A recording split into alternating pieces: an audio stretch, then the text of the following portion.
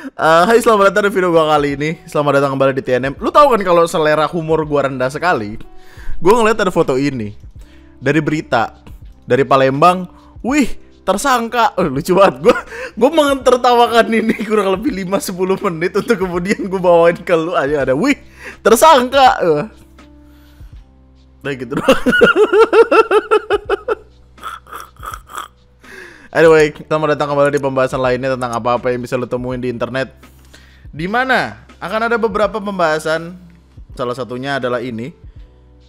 Ada seorang nenek-nenek yang memiliki 50 orang suami, yang setiap minggunya akan ada 5 orang yang bermalam di rumahnya untuk melakukan kegiatan dewasa, dihabek-habek neneknya, dan doski kuat.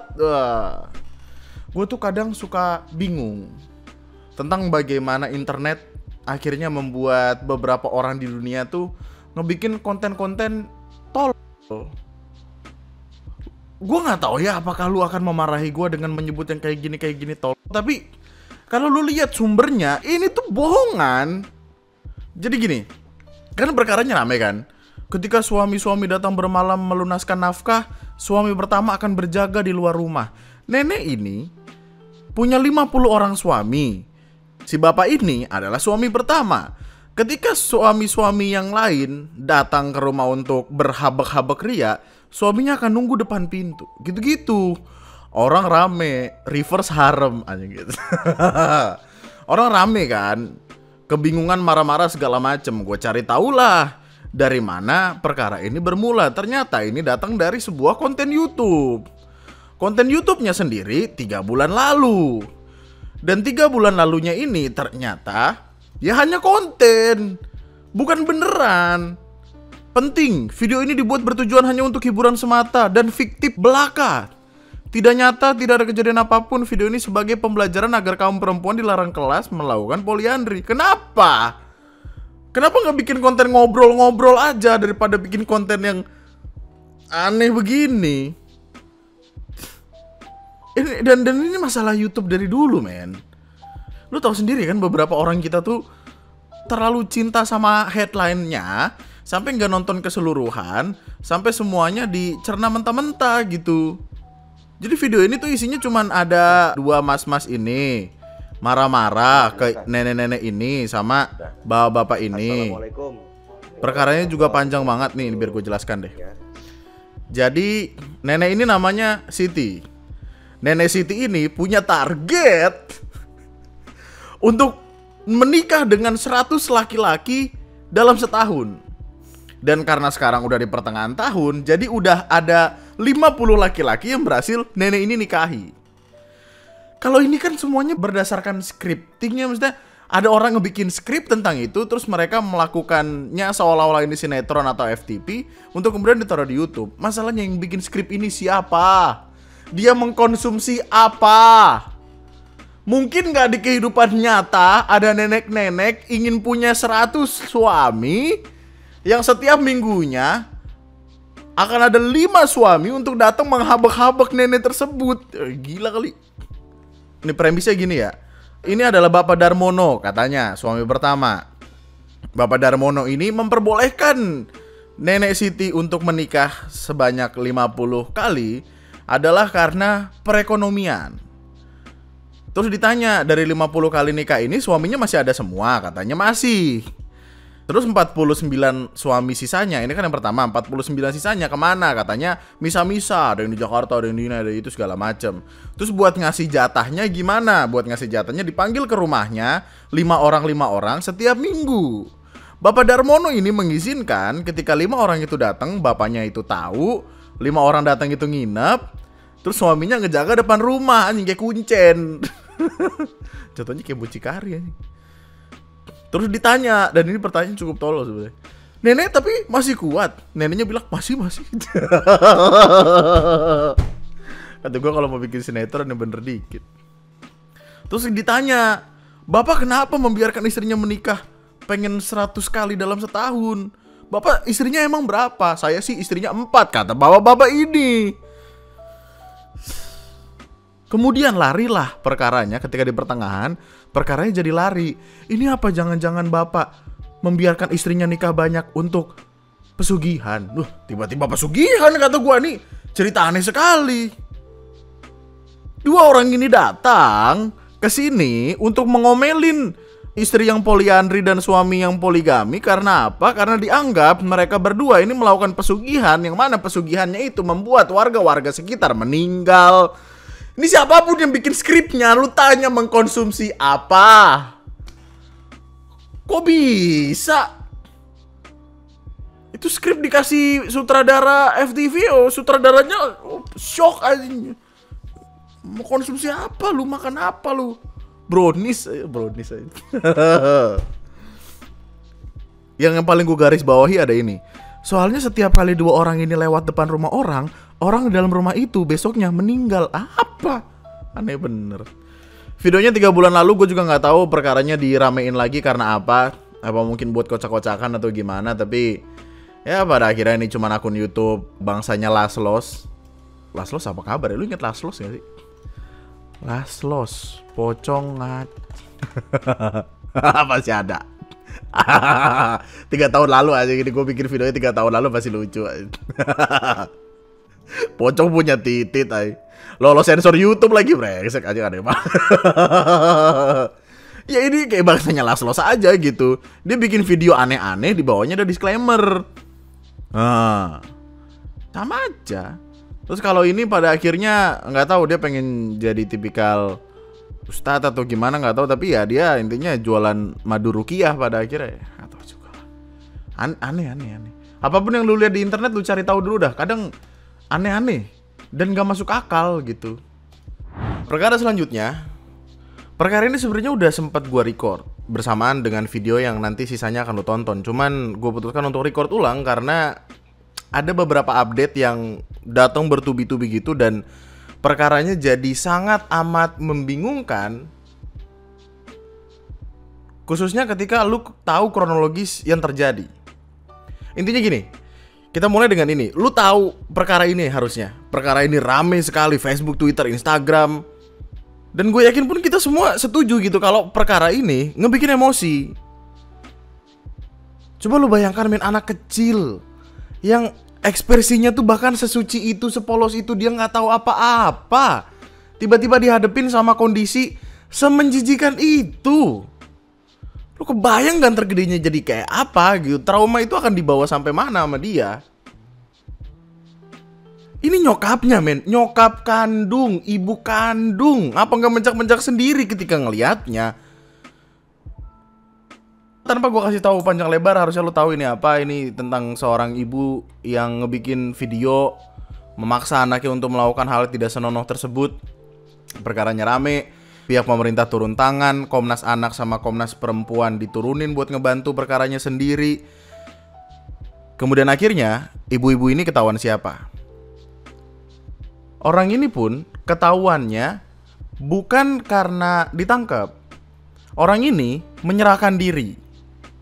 Well, kita harus bahas dulu menyerahkan dirinya ini sendiri karena ada dua versi. Versi pertama ada yang bilang kalau komplek dia jadi rame karena tetangga-tetangga yang kenal dia itu kemudian nyamperin rumahnya dan kayak dikepung gitu. Sampai akhirnya dia seolah-olah terpaksa menyerahkan diri karena warga udah kesel sama dia. Siapa yang gak kesel gitu?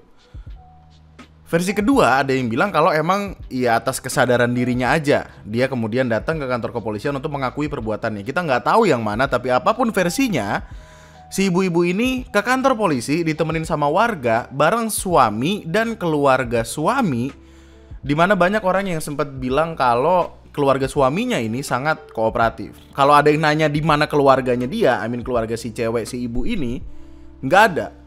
Sampai akhir bahkan tidak dijelaskan keluarganya siapa, kakaknya siapa, karena sempat ada keributan yang seliweran di TikTok kalau si kakaknya dia ngebela dia sampai ngata-ngatain orang gitu-gitu. Gue nggak tahu pasti, tapi keluarganya si cewek intinya cabut, nggak tahu kemana, mungkin nggak mau tanggung jawab atau gimana, kita nggak tahu. Setelah dia ada di pihak kepolisian, diinterogasi, ditanya-tanya sama Komnas Perempuan, Komnas Anak segala macem, ketahuanlah detail informasi tentang gimana video yang rame banget dibahas itu kejadian. Ibunya dia ini berumur 22 tahun. Anaknya umur 5 tahun. Yang artinya Dari jarak antara umur anak sama si ibu, ini kan kayak ada yang aneh gitu. Berarti ini hamil di umur berapa, menikah di umur berapa. Kemudian sempat ada yang menjelaskan kalau, aduh, ini gak enak lagi ngomongnya. Bapaknya dia cabul. Ini kalimat yang berseliweran ya. Bapaknya dia cabul, lalu dia ingin atau hampir gitu menjadi korban dari bapaknya sendiri, yang kemudian dia dinikahkan secara siri sama cowok. Baru setelah umurnya legal, baru dinikahkan secara KUA. Jadi dia nikah itu kisaran umur berapa? 17? 16-17. Nah masalahnya adalah aturan di Indonesia itu kalau nggak salah umur baru bisa menikahnya cewek itu 19 tahun. Gue nggak tahu sih bagaimana itu kejadian. Tapi intinya video yang berseliweran itu nggak dibikin baru-baru ini. Video itu udah lama. Datang dari akhir Juli 2023. Alasan kenapa video itu bisa terjadi, alasan kenapa semua ini bisa terjadi, bisa gue katakan itu terjadinya karena kepolosan. Kepolosan tuh terlalu kepolosan atau kebodohan dia dalam bermain sosial media. Titik. Udah, itu nggak bisa diperdebatkan lagi. Memang itu masalahnya. Jadi bulan Juli tahun lalu, doi tiba-tiba cecetan sama orang di Facebook, di mana nama Facebook itu adalah Ica Sabila. Gua nggak tahu apakah akun Facebooknya masih ada.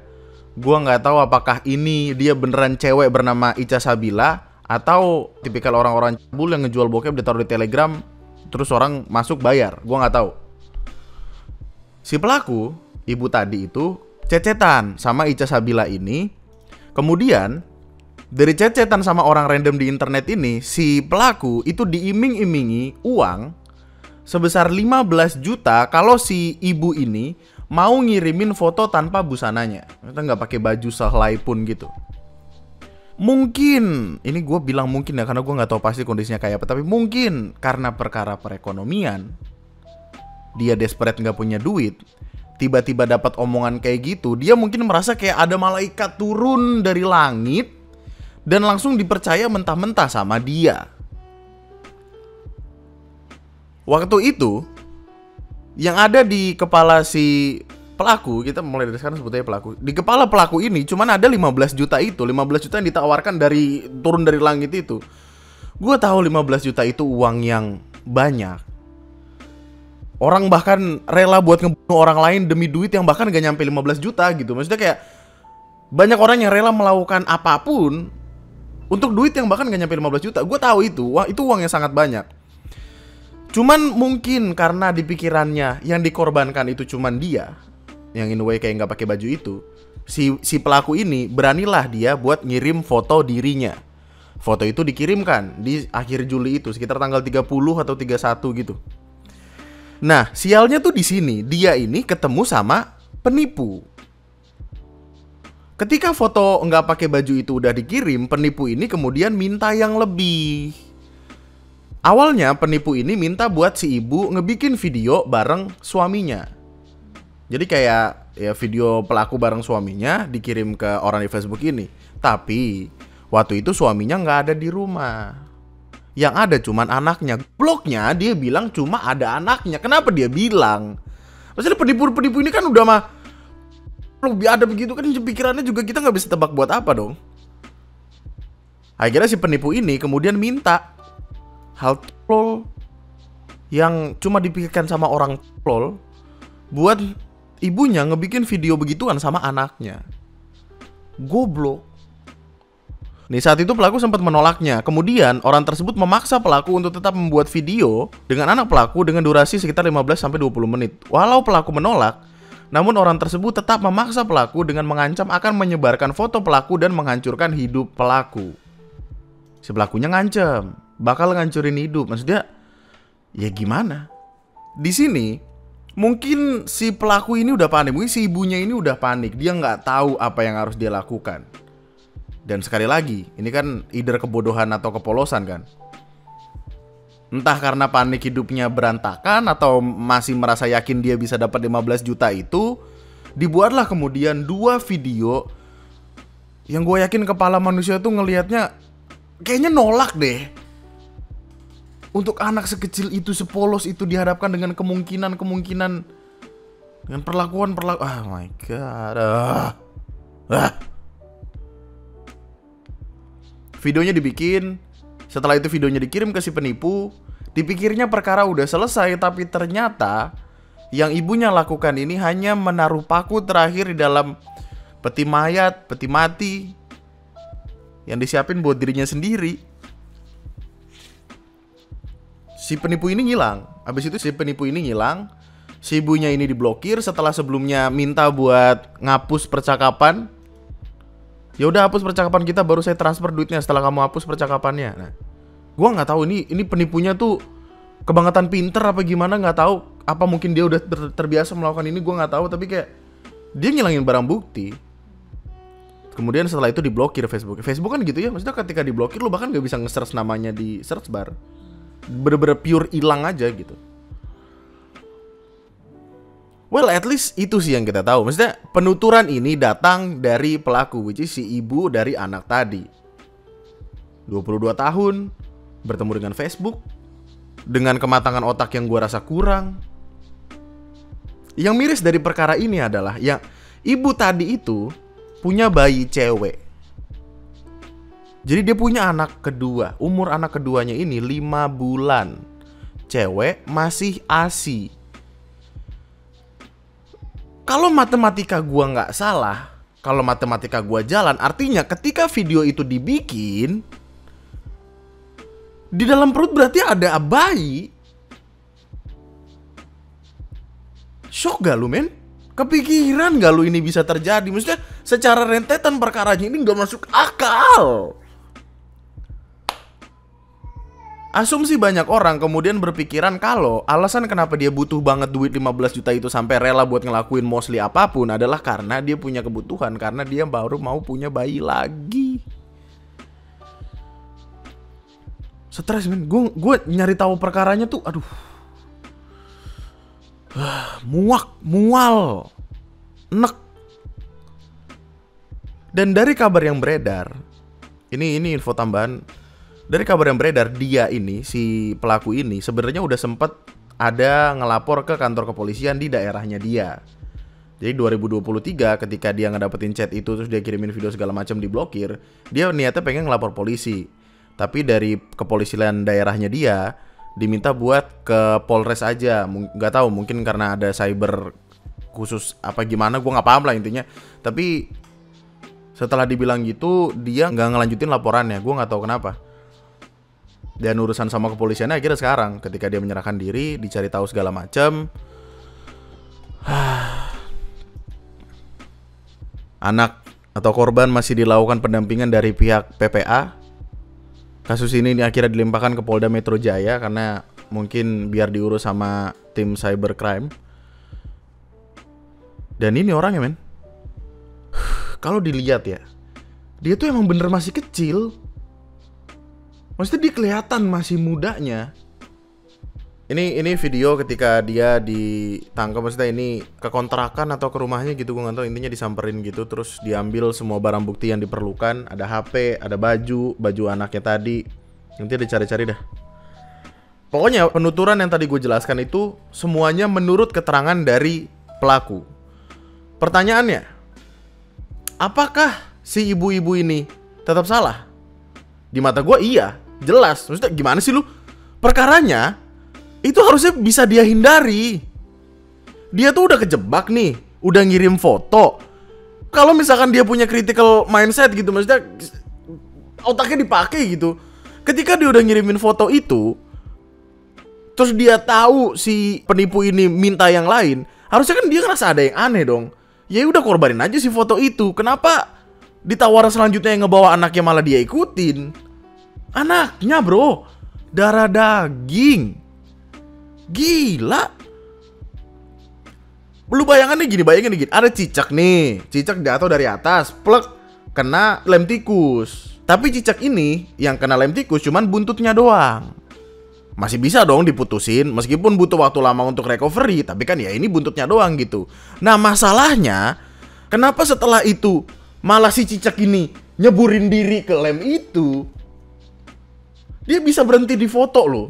Karena tidak ada jaminan ketika dia mengirimkan video itu semuanya berhenti. Kan enggak juga. Maksudnya, inilah kenapa kecerdasan dalam berpikir itu diperlukan ketika lu main sosial media. Karena apa? Banyak orang-orang goblok.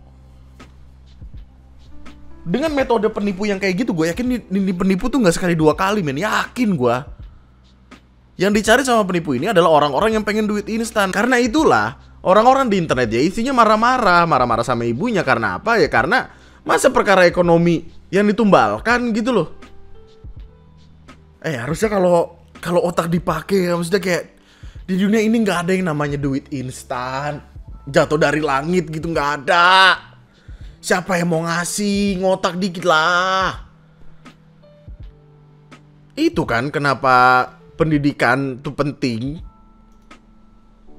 Makanya lu jangan dengerin orang-orang yang bilang kayak, oh cewek ngapain kuliah pinter-pinter, ngapain sekolah pinter-pinter, ujung-ujung juga di dapur sama di kasur. Enggak, men.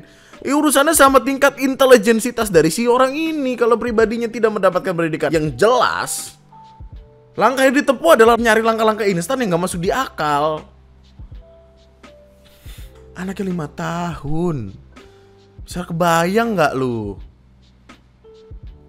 Jadi apa? Ketika video itu dibikin, di dalam perutnya harusnya secara matematika ada bayi. Kan kejadiannya 2023 kan? Juli Agustus 2023 lah. Tadi ada yang bilang kalau ibunya ini punya anak bayi 5 bulan. Orang kan rata-rata hamil 9 bulan kan. Jadi kalau umurnya 5 bulan, lahirannya itu berarti kalau nggak salah Januari, sekitaran Januari. Januari itu 9 bulan ke belakang, kisaran April lah dia hamil.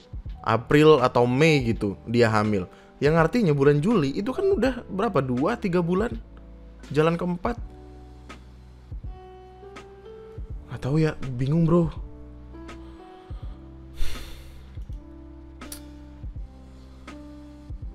Aku punya videonya, aku punya video tol anjing, goblok banget. Perkaranya itu yang ngebikin semuanya gak sederhana karena korbannya anak kandung. Kalau dia mau bikin video sama suaminya, sama siapa kayak serah gitu. Cuman dari kabar yang beredar sejauh ini yang ketahuan cuman itu. Untuk kelanjutannya masih akan diurus sama pihak kepolisian. Anaknya pun nanti akan diberikan bantuan dari Komnas Anak, mungkin psikolog atau apa. Anaknya tadi ada, gue sempat ada ngeliat di foto-foto yang tersebar di IG yang nelusurin itu kayak secara sifat masih normal, maksudnya kayak tidak menunjukkan gejala yang aneh-aneh gitu. Gue gak tahu ya, karena mungkin udah lama, nggak tahu juga deh. Tapi apapun itu, dia harusnya tetap kena pasal gak sih? Oh, Doski terancam dijerat pasal 45 ayat 1, pasal 27 ayat 1. Oh, kenanya undang-undang ITE, terus kenanya juga tentang perlindungan anak. Oh, pasalnya banyak kenanya. Lu bisa tulis opini dan pendapat lu kalau komentar di bawah. Serah. Capek anjir, capek hati gitu loh kayak aduh. Well, PR yang harus dilakukan pihak kepolisian sekarang juga ya nangkep si siapapun yang meminta video itu pertama kali, which is si penipunya. Soalnya kalau penipunya nggak ditangkap, dia bisa menimbulkan korban-korban lainnya dan akan ada orang-orang kaya si ibu-ibu ini. Tulis opini dan pendapat lu di kolom komentar di bawah. Serah lu pengen ngomong apa. Video ini nggak akan gue gabung sama video yang lain. Video yang seharusnya bareng sama video ini akan gue lempar ke video selanjutnya. Jadi ditunggu aja. Tulis opini dan pendapat lu di kolom komentar di bawah. Sampai jumpa di video gue selanjutnya. Tetaplah bahagia, tetaplah baik-baik saja. Nama gue Andri, sekian dan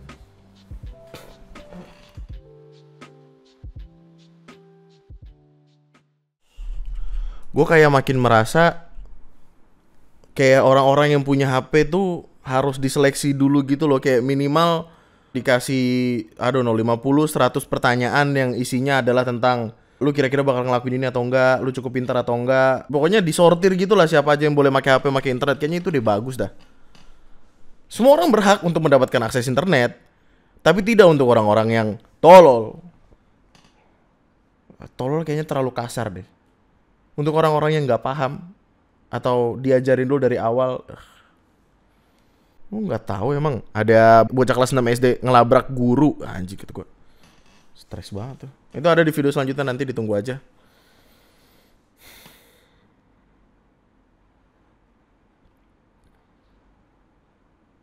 Nah, nggak tahu men, udah habis men ah.